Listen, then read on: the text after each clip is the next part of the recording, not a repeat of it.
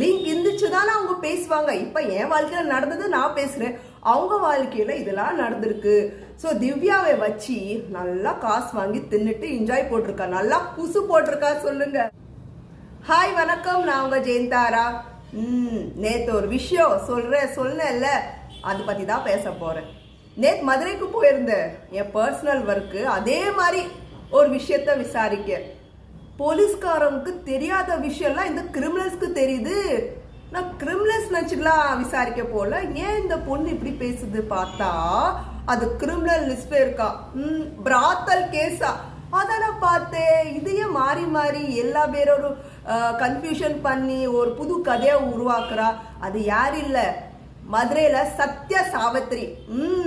அவங்க தான் இந்த திவ்யாவுக்கு வந்து வீட்டில் தங்க விட்டு நிறைய பைசா புடுங்கி நிறைய விஷயங்கள் பண்ணியிருக்காங்க. அவங்களும் கிரைம் லிஸ்ட்ல வராங்க. அது மட்டும் கிடையாது, ஆகாஷ் ஒரு பையன் காணோம் சொல்லணும்ல, அந்த ஆடியோ ரிலீஸ் ஆச்சு பாத்தீங்களா?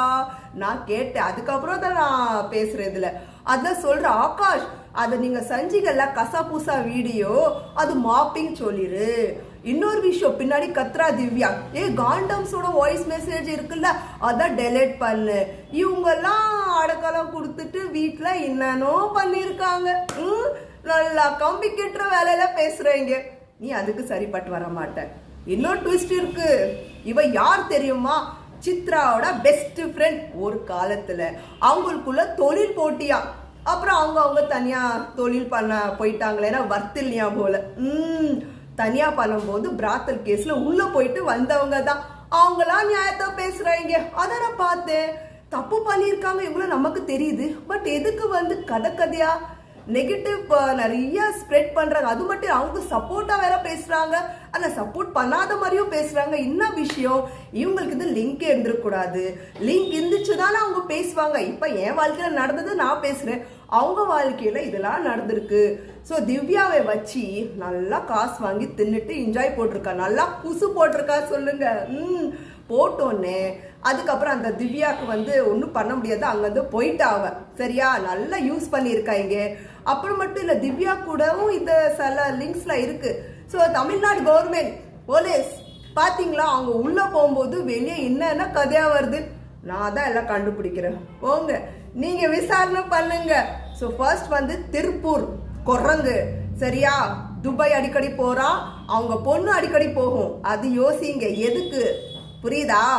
அப்புறம் இன்னொன்று தான் சத்ய சாவித்ரி, அவங்கள பத்தி விசாரிங்க.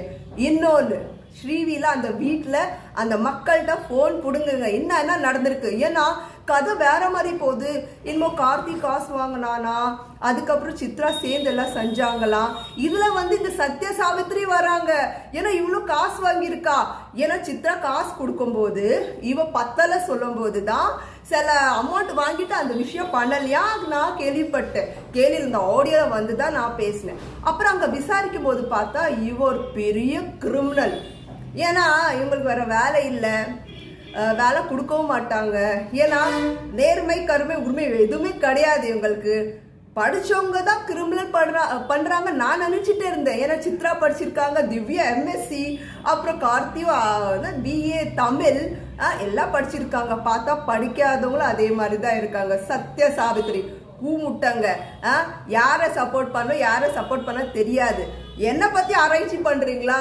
என்னை பத்தி என்ன தெரியும்? போ, நீ தான் ஜெயிலுக்குள்ள போவ. என்னை பத்தி விசாரிச்சன, புரியுதா? பேசு பேசு, நல்லா கதையா பேசு.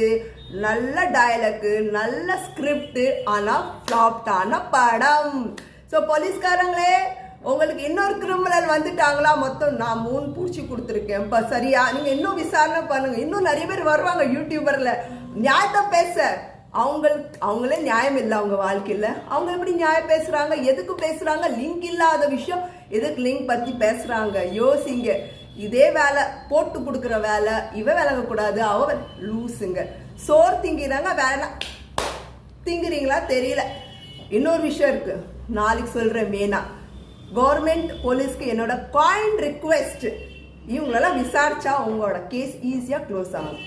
பாய், உங்க ஜெயந்தாரா. நாளைக்கு சந்திக்கிறேன்.